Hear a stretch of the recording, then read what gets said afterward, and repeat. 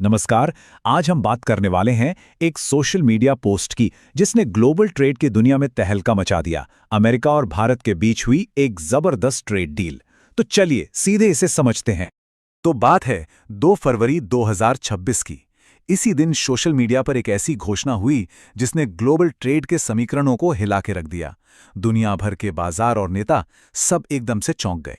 ये घोषणा आई पूर्व अमेरिकी राष्ट्रपति डोनाल्ड ट्रंप की तरफ से उनके ट्रूथ सोशल प्लेटफॉर्म पर।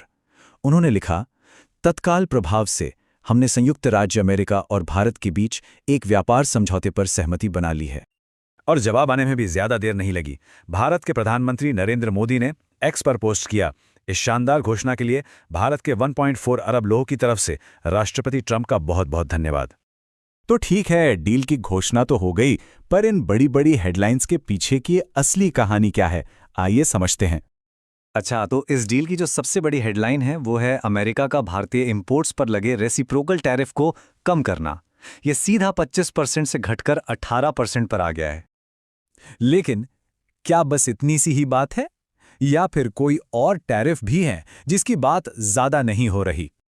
और यहीं पर देखिए, एक बहुत जरूरी चीज सामने आती है, एक एडिशनल टैरिफ। ये एक अलग 25% का टैरिफ है जो पहले भारत पर रूसी तेल खरीदने की वजह से लगाया गया था, और इस डील में इसे बिल्कुल भी नहीं छुआ गया है। ये जज का तज लागू है। तो अब इसका मतलब क्या हुआ? मतलब ये कि जब आप इन दोनों टैरिफ को जोड़ते हैं, नया वाला 18% और वो पुराना 25%, तो भारतीय इंपोर्ट्स पर जो नया इफेक्टिव टोटल टैरिफ बनता है वो है 43%। हाँ, ये पहले के 50% से कम तो है, लेकिन हेडलाइन में बताए गए 18% से कहीं ज्यादा है। तो चलिए अब जरा इन टैरिफ कट्स को डिकोड करते हैं और देखते हैं कि दुनिया भर से इस पर रिएक्शंस कैसे आ रहे हैं। भारत की बात करें तो यहां इस खबर का जबरदस्त स्वागत हुआ। केंद्रीय गृह मंत्री अमित शाह ने इसे भारत अमेरिका संबंधों के लिए एक बड़ा दिन बताया, जो मजबूत व्यापारिक रिश्तों का रास्ता खोलेगा। और ये जो सेंटिमेंट था, ये सिर्फ एक नेता का नहीं था। पीयूष गोयल से लेकर योगी आदित्यनाथ तक लगभग सभी की बातों में यही जोश दिखा। संदेश एकदम साफ था, ये मेक इन इंडिया के लिए एक बहुत बड़ी जीत है।